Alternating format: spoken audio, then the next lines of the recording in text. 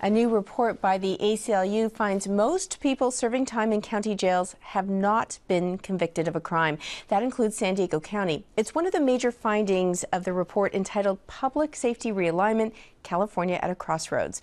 One of the authors and ACLU advocate is here to explain, as well as San Diego's head of probation services. But first, a story on prison realignment. Last summer, I spent some time with San Diego County Sheriff Bill Gore and toured one of our local jails as he was preparing for realignment. Well, this is what we call our main housing facility. It has the capacity to hold about 1,800 inmates. We have about 1,500 here. We have all types of classification, from minimum security to our maximum security people. So this South Bay County jail doesn't look a lot different from a state prison.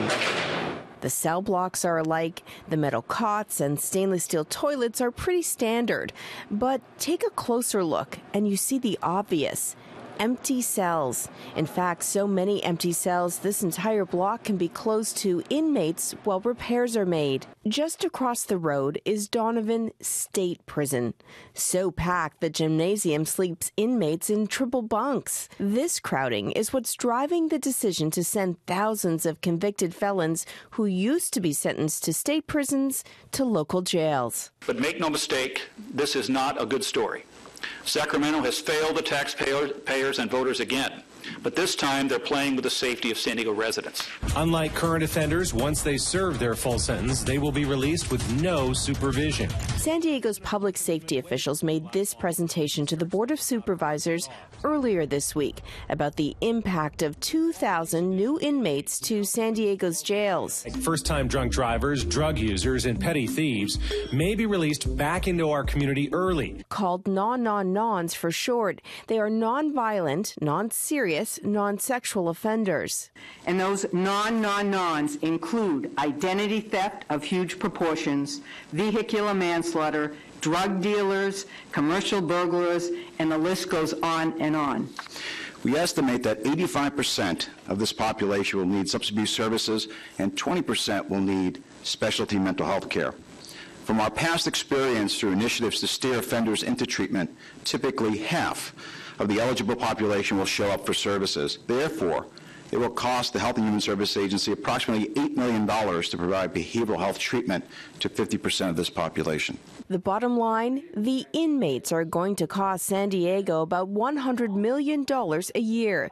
The state so far has committed to paying part of that amount, about $65 million. Finding $35 million to process and house all the inmates expected to come into county jails will only solve part of the problem. The concern is the long-term inmates and providing programs so they're not just warehoused and sit here for, 18 months to 4 years in a bunk with nothing to do. Sheriff Gore is worried about whether he'll be able to provide rehabilitation programs to inmates or whether county jail will become another revolving door in the criminal justice system. To avoid doing that, we're going to need the money to do some effective programming inside our facility and then have services available that these people can transition to in the community, so they're not just kicked out the door and given a bus ticket back to the old neighborhood. Right now, county inmates serve an average of 75 days. The new inmates will stay, on average, 18 months, some of them even 8 years.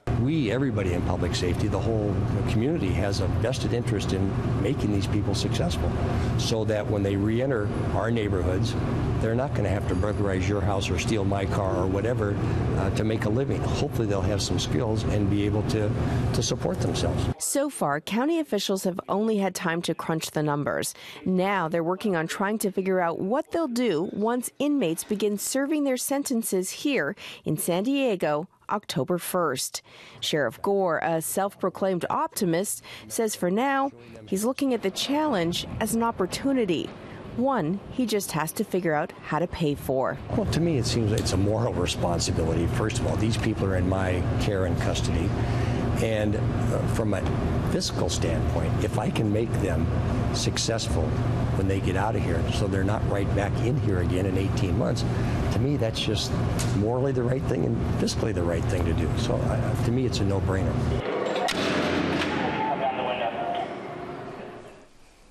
Joining me are Margaret Dooley-Sammulli, Senior Policy Advocate for Criminal Justice and Drug Policy of the ACLU in California, and Chief Mack Jenkins, Head of the San Diego County Probation Department. Thank you both for being here. Happy to be here. Margaret, let's begin with what Sheriff Gore said was his biggest concern before realignment began, which is that county jails could become revolving doors just like state prison. From your report, is that a legitimate concern? That is absolutely the right question. Counties that try to address realignment by just locking people up because they can no longer ship them off to state prison will turn into those revolving doors. So what San Diego County needs to do, and all counties need to do, is implement evidence-based practices to stop that revolving door. That is absolutely the number one thing that county should be concerned about. Now, Mack Jenkins, it's your department's job to supervise people who are coming out of state prison on probation, or instead of going to county jail, they're on probation. How has your job changed since realignment began? Well, we've had a growth in our workload. To date, I think we have about 1,400 new offenders that we're supervising. So our job's changed in terms of adjusting to that new population, but we do have an advantage because we have, as Margaret described, we've been using evidence-based practices with our supervision of felony probationers. So we're applying those concepts to what we're doing with the post-release offenders because we know that those are the kinds of things that work. Now, there were, some moments in this video where we had county officials say the people would be let out without supervision, and these are drug dealers, and so on. And has that been the experience so far? Well, the point in the video that was shown was an element of the law that has since changed. At one point in its original version, there was a plan to release some offenders without supervision. And those folks that are sentenced to jail that don't receive what's called a split sentence, actually once they finish their jail term, they're no longer supervised. But the law allows for what's called a split sentence. So the court can order a period of time in custody followed by a period of time of supervision. So we're engaging the court here with our Community Corrections Partnership to encourage the use of that option so that when individuals do finish their jail sentence, they'll have a period of time where they'll be supervised by probation officers. So Margaret, let's talk about some of the findings of the report. I mentioned that the majority of inmates in these county jails haven't been convicted of crimes. That's right. Over 71% of people in county jails in California are awaiting their day in court. The number is slightly lower in San Diego, but still too high.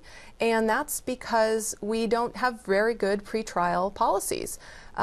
We have a system where if bail is set, if you cannot afford to pay that for no other reason than your inability to pay, you will stay behind bars until you either plead guilty or you are convicted in court. And that's too many people wasting jail space that we need to reserve for people who belong there. I read an example in your report. In San Diego County, for example, if you're convicted of writing a bad check, or not convicted, charged with writing a bad check, bail is set at $20,000. Right, and that happens automatically. And what San Diego could do better, and all counties in California could do better, is rethink that kind of automatic setting of bail at a level that many people cannot afford. And first, ask the question, does this person pose a risk to public safety? Are they likely to show up for their day in court as required? And if so, then let's put them in the community with monitoring if required, but let's not have them in jail where they may lose their job, et cetera. Now, Chief Jenkins, you mentioned split sentencing is one sort of option, but what else is happening in San Diego County in terms of making sure the people you're supervising don't end up back in county jail or in county jail? What we're trying to do, and Margaret, you again used the term evidence-based practices, and that applies both in identifying who's a good candidate to release on a pretrial supervision, but it also applies in trying to identify the kinds of services that these individuals need so that they can be successful, as Sheriff Gore described in the video. So that involves using things like a risk needs assessment that tells us who has the highest risk to commit another crime, but not only what's their risk level to commit another crime, but what kinds of intervention services do they need so that they can be successful. That's what using evidence-based practices is all about. It's really simply telling us who should be locked up and should be incapacitated for a long period of time versus who are better risks to be served in the community. And so that's what we're doing. It's replete in our realignment plan to use evidence-based practices to manage this challenge with AB 109. Now, San Diego County fared fairly well in the report, but still, I think one of the things your report really wants to let people, or wants the community to talk about, is not to build our way out of realignment, not to expand jails, not to build new jails. We know that San Diego County is building a new women's jail. They're also expanding one facility. What's the single most important thing that you think a county should not do with regard to adjusting to realignment? It should not make the same mistakes that the state has made. Trying to build our way out of jail or prison overcrowding will never work. We've seen that at the state level. Instead, we need to change our approach to public safety so that we aren't just looking at locking people up. We are looking at preventing crime, limiting future victims, and making smart choices, both in terms of allocating our resources and in getting what we want. So these evidence-based practices that the chief refers to, a lot of this is driven by drug addiction, for example. So let's address that by making sure that treatment is available. And I know that the full report is on our website, kpbs.org. Margaret Dooley-Sammulli and Chief Mack Jenkins, thank you both for being here. Thank you.